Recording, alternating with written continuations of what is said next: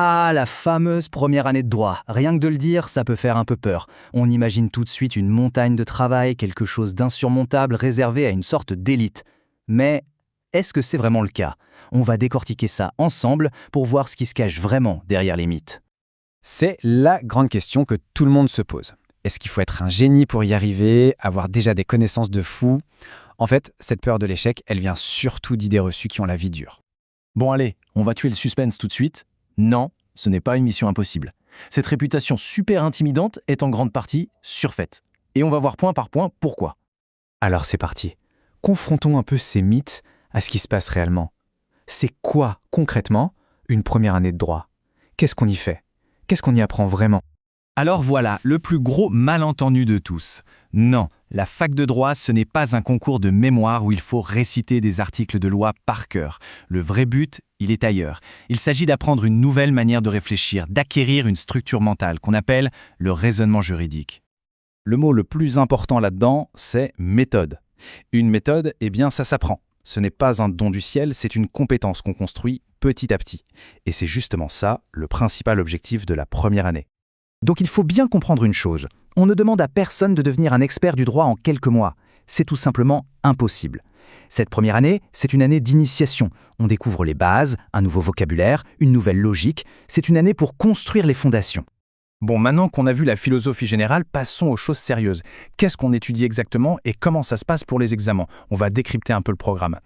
Il y a deux très gros morceaux, deux piliers. D'un côté, le droit civil. En gros, c'est le droit qui régit nos vies de tous les jours. La famille, les contrats, la propriété. Et de l'autre, le droit constitutionnel. Là, c'est un peu le mode d'emploi de l'État et de nos institutions. Ce sont vraiment les deux grandes portes d'entrée dans le monde du droit. Et ça, c'est un point super important. Au début, avec ces nouvelles matières, ces nouveaux concepts, eh bien c'est normal d'avoir l'impression d'être un peu sous l'eau. Quasiment tout le monde passe par là. C'est juste une phase d'adaptation, le temps de s'habituer.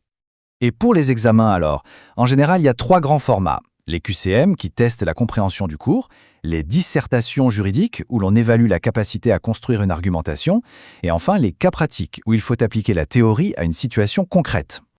Voilà la clé pour comprendre les attentes aux examens.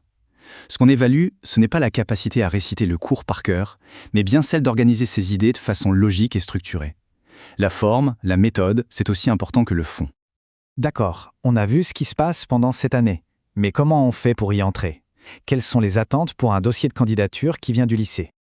Pour mettre toutes les chances de son côté, on peut résumer ça en 3 points. D'abord, bien sûr, un bon dossier scolaire.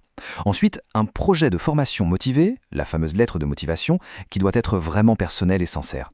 Et enfin, des éléments qui montrent qu'on est capable de travailler sérieusement et en autonomie.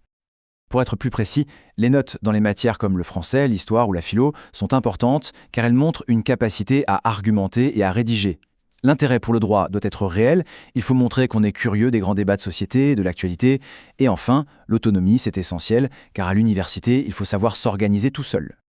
On en arrive maintenant au point le plus important. C'est quoi finalement le secret pour réussir? Je peux vous le dire tout de suite, ce n'est pas une question de quotient intellectuel. S'il n'y a qu'une seule phrase à retenir de tout ça, c'est celle-ci. Tout le monde part de la même ligne de départ. Personne, absolument personne ne sait comment faire une dissertation juridique avant d'avoir commencé. C'est une compétence qui s'apprend pendant l'année, pas avant. Alors qu'est-ce qui fait la différence? Ce n'est pas la brillance, c'est la persévérance. Ceux qui réussissent, ce sont ceux qui travaillent de manière régulière. Ce sont ceux qui n'ont pas peur de poser des questions quand ils sont bloqués. Et surtout, ce sont ceux qui ne se laissent pas abattre par les premières difficultés, qui font partie du jeu.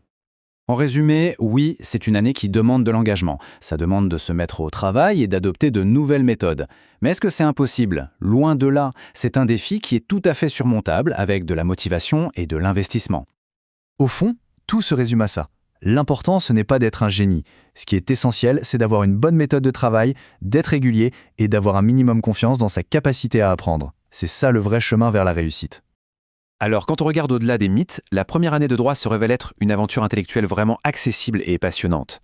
La vraie question, ce n'est pas tellement de savoir si c'est possible, mais plutôt, est-on prêt à se lancer dans ce défi avec méthode et curiosité?